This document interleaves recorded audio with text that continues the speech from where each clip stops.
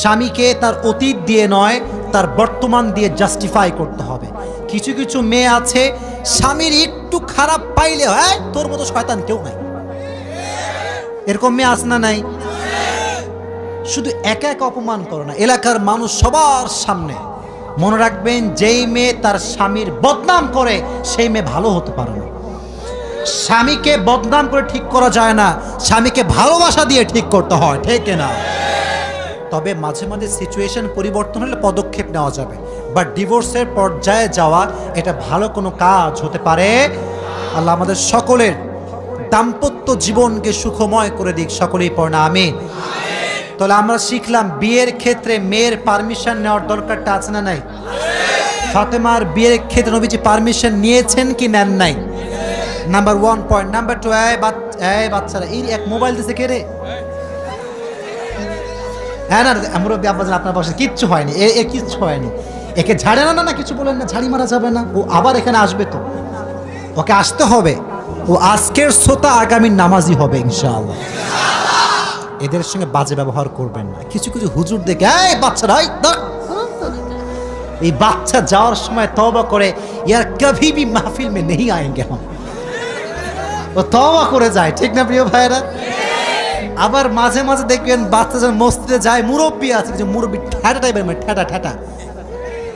ঠেটা মুরব্বী আছে এলাকায়, তুই কার বেড়া রে, আজীব কথাবার্তা। বাচ্চা আসলে পকেটে চকলেট রাখবেন, আব্বু এদিকে আসো, কয় রাকাত পড়লাম? আমি একজন বাচ্চাকে বললাম, কি রে ফজর নামাজ কয় রাকাত বা 10 রাকাত? ও বোঝে না, বাট আসে তো, ওকে তাড়ায় দেওয়া যাবে? ভালোবাসার দরকারটা আছে না নাই? তাহলে 1 নাম্বার শিক্ষা, মেয়েকে বিয়ে দেওয়ার ক্ষেত্রে পারমিশন নিব, আজ আছেন তো ইনশাআল্লাহ। 2 নাম্বার, যতই অভাব হোক না কেন আল্লাহর রাস্তায় দান আমরা করবো তো ইনশাআল্লাহ। আর মেয়ে যখন স্বামীর কাছে কিছু চাইবে, খারাপ ভাষায় চাইবে না ভালো ভাষায় চাইবে? ভালো ভাষায়।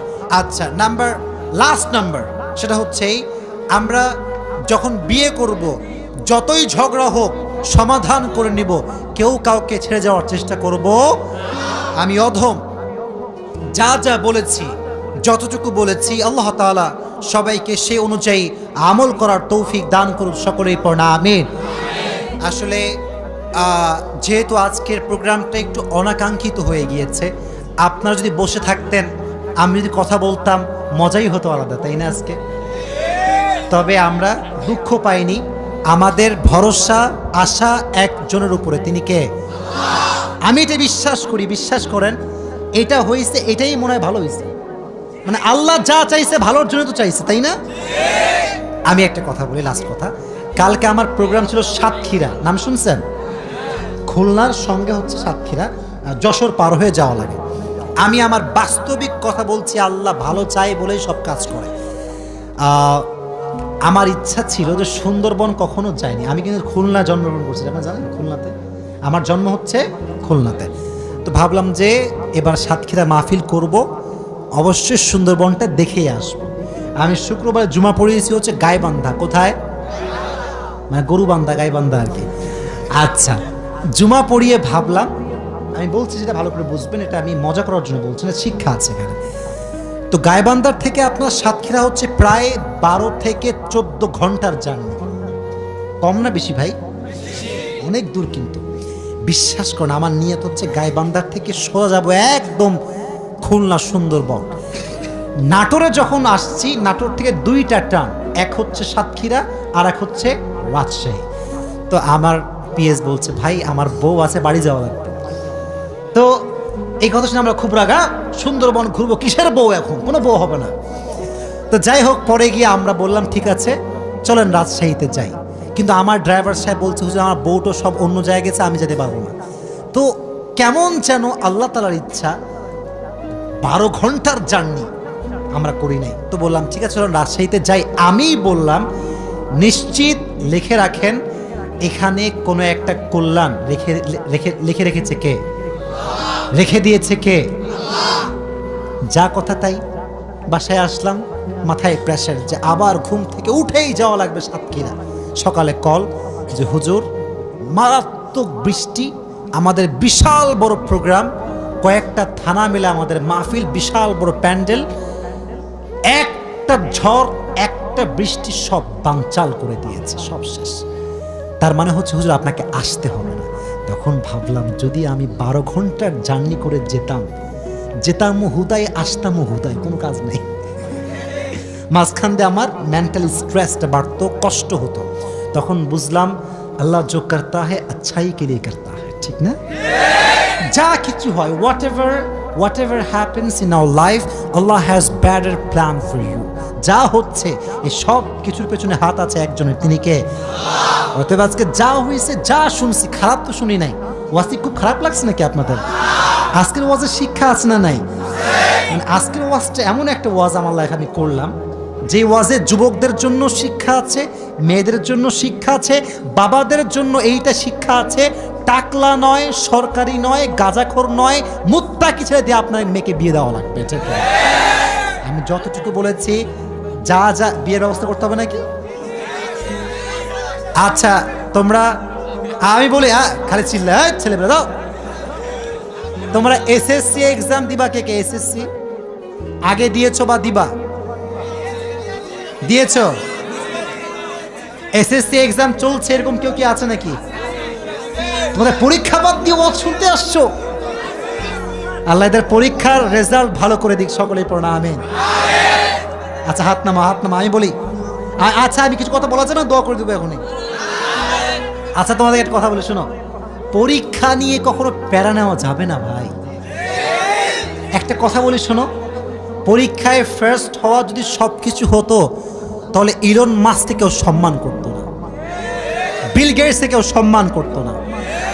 মাথায় রাখবা, পরীক্ষায় ফার্স্ট হওয়া যেমন জরুরি, টাকা পয়সা তার চেয়ে বেশি জরুরি। এটা আমি আসিফ বলছি, কে কি বলবে এটা আমি জানি না। আমি আমার বাস্তবিক অভিজ্ঞতা বলছি। পরীক্ষার ফার্স্ট বেঞ্চার যে ছিল, সে এমন এক অফিসের দারোয়ান হয়েছে যে অফিসের বস হচ্ছে ব্যাক বেঞ্চার।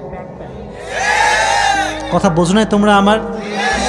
তার মানে যে পড়ালেখা সাইডা দিবা সব, বা তা না। পড়ালেখাও করবা, রেজাল্টও ভালো করবা, মাঝখান দিয়ে চরিত্র ঠিক রাখবা, টাকা পয়সাও তোমাকে কামাতে হবে।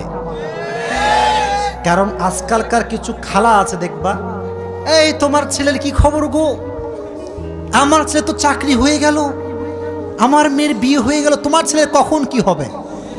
বলবা যে আপনার মেয়ের বিয়ে হয়েছে, আপনার ছেলের প্রমোশন হয়েছে, সব ঠিক আছে, বাট আমি তো হাতির বাচ্চা, আমি তো সিংহের বাচ্চা, আমার যখন প্রমোশন হবে নওগাঁ নয় গোটা বাংলাদেশ থরথর করে কাঁপতে থাকবে। ঠিক আছে?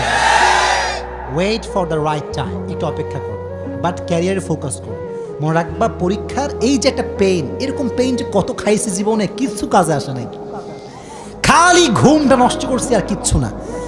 এক সময় এত পেইন, না 1 নাম্বার হতেই হবে, নয় বাপ ভাত দিবে না, কিচ্ছু দিবে না। আমার বাপ আমাকে নিজেই বলে, আব্বা তুমি যে 1 নাম্বার চিন্তা হওয়া বাদ দিয়েছিল, এটাকে আমি এখন বুঝতে পারছি তোমার সঠিক সিদ্ধান্ত ছিল। কারণ আমরা এই যে তথাকথিত সমাজ 1 নাম্বার হতে হবে, 1 নাম্বার হতে হবে, এইটা করতে করতে ক্যারিয়ারের মূল ফোকাসটা হারায় যায়। কথা ঠিক আছে না প্রিয় ভাইয়ারা? তুমি ভালো রেজাল্ট করো, বাট জীবনে যেটা হতে চাও পাশাপাশি এটাকে বেশি ফোকাস করবো। রাজি আছো তো ইনশাল্লাহ? তোমরা সাকিব আল হাসানের নাম শুনছো? খেলোয়াড়, অলরাউন্ডার, তাই না? তোমরা, আমি জাস্ট তোমাদেরকে ভালোবেসে কথাগুলো বলছি, আমার কথা শেষ, জাস্ট ভালোবেসে বলছি। তোমরা দেখবা যে ও রিসেন্টলি গ্রাজুয়েশন কমপ্লিট করেছে, দেখছো? 15 বছরের গ্যাপ। কত বছরের গ্যাপ? তো যখন পড়ালেখা বাদে ক্রিকেটিং শুরু করছিল, এলাকার মানুষ গাইল ধুমাইয়া গাইল, শালা পাগলা লেখাপড়া বাদ দিয়ে ক্রিকেটিং করে বেড়াচ্ছে। যারা ক্রিটিসাইজ করতো ওই সময়ে, তারাও আজকে সেলফি তোলার জন্য পাগল হয়ে গিয়েছে। ঠিক না ভাই? বোঝার ট্রাই করো, ক্যারিয়ারটা হচ্ছে মেইন থিং। পরীক্ষার রেজাল্ট ডাজন্ট ম্যাটার যদি তুমি ক্যারিয়ারে ভালো কিছু করতে পারো। তুমি ফ্রিল্যান্সিং করতে পারো, তুমি একজন ভালো উদ্যোক্তা হতে পারো, তুমি বিজনেস ম্যাগনেট হতে পারো, তুমি একজন লেকচারার হতে পারো, তুমি যা মন চায় হতে পারো, বাট খালি পরীক্ষা পরীক্ষা পরীক্ষা 100 নাম্বার পাইতে হবে, জিপিএ 5 পাইতে হবে, এই চিন্তা বাদ দিয়ে দাও। ঠিক না প্রিয় ভাইরা? আল্লাহ আমাদের সবাইকে বোঝার তৌফিক দান করুক, সকলে পড়া আমিন।